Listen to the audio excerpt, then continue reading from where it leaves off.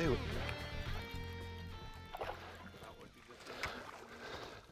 All right, here we got a good one.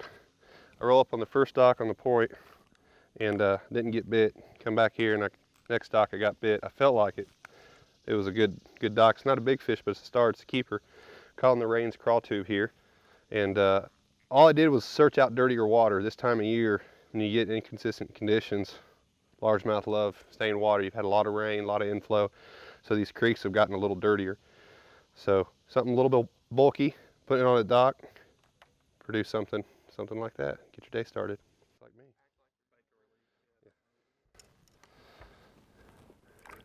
Are you taking video of me right now? No. Oh, yeah, you are.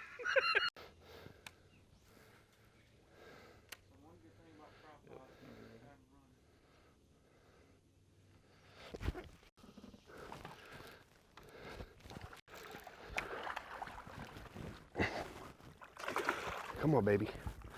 Oh, yeah. Now that's a bite you make dreams about at night. He smoked it on the Rains crawl tube. Just using a real light 5/16 ounce Rains tungsten weight. Look at that head on that.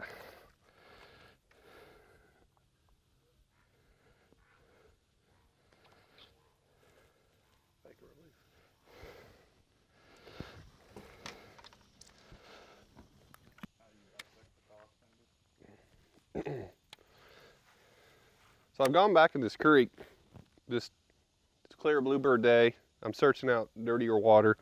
And I'm looking for shade. And back here in these flats, you don't have much shade. So they're forced to use these docks. So what I'm doing is just trying to find a place where fish will concentrate and be more apt to get a little bit more vulnerable. You're better off being able to catch fish when there's numbers around. So in this situation, you've got a fish right there. Dadgummit, you see it swimming towards me? In this situation, you've got a little bit of everything. You're looking for the oldest, most beat up dock. A lot of times those brand new docks still have weather protectant, a little bit of chemicals in the wood that they'll pick up on. A lot of times I just don't catch them off of new docks. Maybe it's just they haven't got used to using it yet. But the oldest dock you can find, the most decrepit, beat up dock like this, can hold fish.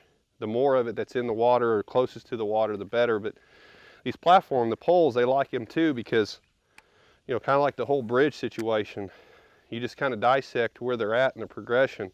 But if you got a little bit of everything where they can be out in deeper water versus shallow water, they're not going to go far. They're not going to move down the bank. They're just going to move in and out from underneath this dock. So you get a few bites and then you just start running those kind of docks.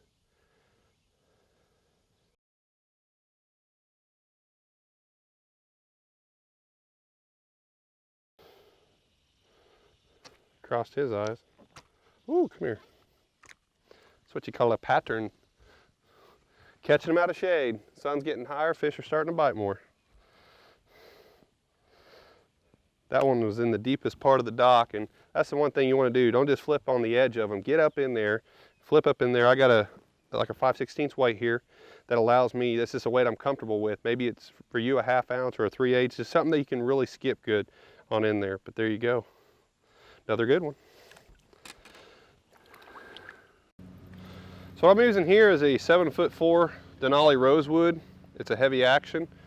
It's got a real nice backbone, real limber tip. I like it for roll casting. A little bit of length too, in case you need to wrestle them out there, but a lot of it's just, you know, you got about like 6.5, 7 foot of just broomstick, and then the rest of it is a nice tip for roll casting and loading up. I've got a Lew's BB1 here. The BB1 and BB1 Pro are my two favorite. High gear ratio, 7-to-1 gear ratio. And then I usually use like a 20 or 25 pound test fluorocarbon. Here the water's kind of on the cleaner side, so a 20. If I had a lot of metal, you know, I got another one rigged up for 25, but if I had a lot of metal or it's getting a little darker, if you can get away with 25, definitely use 25. But that's the setup today. Again, the 5/16 Rains tungsten, and this time of year I like to use 2 bobber stops because you're doing a lot of skipping, so it keeps the weight more snug for the drop. This is a Rains crawl tube, and then this is a 4/0 Gamakatsu, just a straight sink flipping hook. So there you go, that's the setup. Check us out at wired2fish.com.